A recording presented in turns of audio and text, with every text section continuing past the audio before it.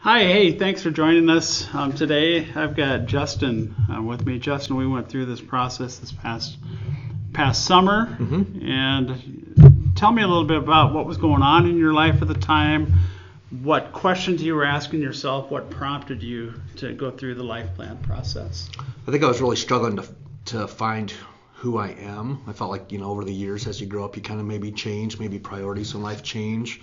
Maybe the direction you're going isn't the direction you think you should be going, or maybe you're not sure if you should be going in that direction. So I had a lot of questions in my head, and I had heard about the life plan process, and I thought that would be something that would kind of help me get some clarity on what I should be doing with my life right now and what path I should be on. You talk about who I am, and as you're aware, the process is a 2-day process, and really 2/3 of it is perspective, looking at who you are, who God has made you to be, what God has done in you and through you, gifts and abilities. What did you learn about yourself going through the process? I think I just kind of was able to identify what my core values are. And I think they were always out there, and they're just kind of instilled in you, but I don't know if you ever really take time to sit back and reflect on it and identify them and say what they truly are and what your foundation is for how you live your life. So that was probably the biggest thing I got out of that. It wasn't really a surprise to me when I saw them, but I guess I had never really taken the time to identify them and really sit down and think about them and reflect on them.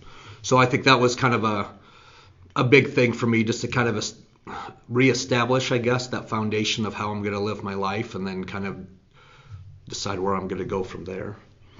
You've coached basketball for several years. Did going through the core value stuff, did that affect how you work with the team at all? Yeah, I think being a teacher, for 15 plus years and a coach for 20 plus years,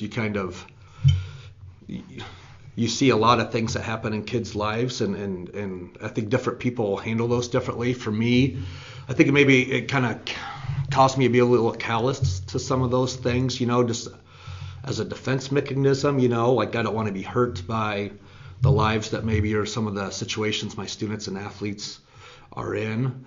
And I think going through this, it just kind of helped me to open myself up more and maybe allow myself to be a little bit more vulnerable. And I think I've always tried to be compassionate with my students and my athletes to the situations they're in, but I think it kind of helped me to kind of extend that further and allowed me to kind of maybe strengthen that relationship that I do have with my athletes and students now because of that. Now that I can kind of allow myself to be vulnerable and more compassionate with them. I recall going through your process, we talked about trying to bring non-basketball stuff to practice or to the girls, where there's more life stuff. Have you been able to do that with the girls at all this year? Yeah, we have. We talk, a lot about perseverance. We talk a lot about persistence, about dealing with adversity in life and how you handle those situations ultimately, can define you in your life. And so we've talked about that quite a little bit. We're following a curriculum this year. I had gotten away from that, but it's a book called Hard Hat 21 by John Gordon. And it just talks about being a great teammate and how that transcends into the rest of your life. So we have packets of information we kind of go through together, but that leads to discussion. So we'll talk about that as a team. So I think, my focus, I focus on the X's and O's and fundamentals. I think my focus has swayed more towards just the individuals and kind of getting in touch with them and giving them the tools that they're going to need to be successful outside of basketball. What's this done to your marriage and as a father? You've got 2 younger kids anyway, 9 and 12. Yep. What impact has this had on your family life? It's helped me to gain some more perspective. I would say before, during basketball season, and even when I wasn't in the traditional basketball season per se, a lot of my time was taken up by basketball or teaching, stuff like that, working on things at home. So I've tried to find more time for my family at home, kind of put things in perspective where I need that time with my family in order to be successful everywhere else in my life. So it's definitely opened up that. It's made me more conscious of devoting more time to my kids and my wife, and trying to be a better husband and a better father. So it's something I've included my wife in this process as well. She's kind of my partner in this journey, and together, we discuss, this life plan process and the journey that I'm on, and how she can help me with that, and she does a really good job of helping me with that at home and with our kids, and I think we've, for the most part, done a pretty good job of that so far. We're recording this between Christmas and New Year, just on the cusp of 2016. As you look ahead, what excites you about the next year? Oh boy. I think every year is full of new opportunities, and I don't think you always really know what those are until maybe they're right at your doorstep. But I think just kind of beginning of the year kind of can give you maybe a fresh start on things and stuff, and just coming back and reevaluating my life plan, and maybe making a few changes to it that'll better fit my life right now and stuff, but kind of refueling the tank, so to speak, and devoting more time to that. Being in basketball season, it's hard to find time to do certain things, but then you come to realize that those are the things you need to devote more time to in order to be successful.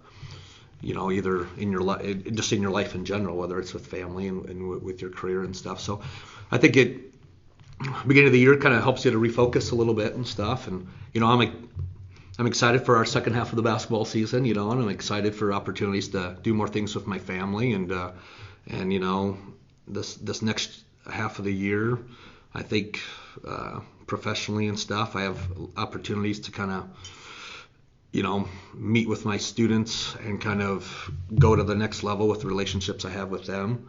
And so, yeah, I think there's a lot of fun things ahead. So, one of my favorite parts of the process is on day 2 when we write your mission statement. And, I talk at that point that if you and I sat down and said, hey, we're going to write your mission statement, that it would be an incredibly tedious process. But by the time we get to day 2, it just flows so easy from what we've talked about. I know we do some wordsmithing, but the components are so obvious what it needs to entail. And Justin, your mission statement was, I exist to honor God by impacting and equipping others to live significant lives beyond what they envision. Do you feel that still sums you up pretty well? Oh, I think so, absolutely. Yeah. Whether it's at home with my own family, or whether it's in my classroom with my students, or on the basketball court with my basketball girls, I think for me, that's just a huge thing in life, where not everything in life is easy, and you need to kind of have that toolbox ready,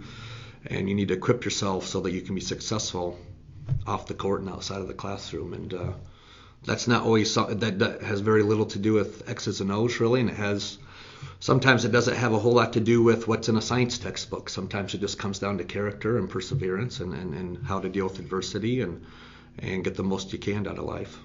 Yeah, and it's that helping people live beyond what they envision that I think sums you up so very, very well. Well, thank you.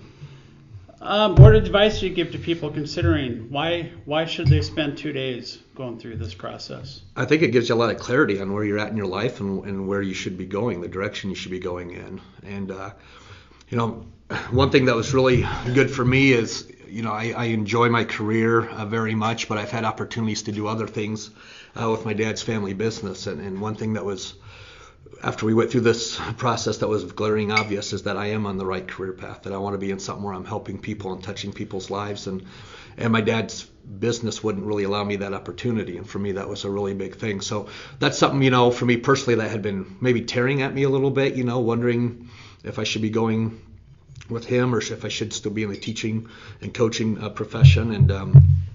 And so for me, it just gave me clarity in that realm of my life, but also in other areas of my life. And I think if you have any question about what you're doing here on earth, or if you're in the right spot, or if you're on the right path, I think this is a tremendous process that will give you that clarity and really give you a direction to go. Yeah. Thanks for your time.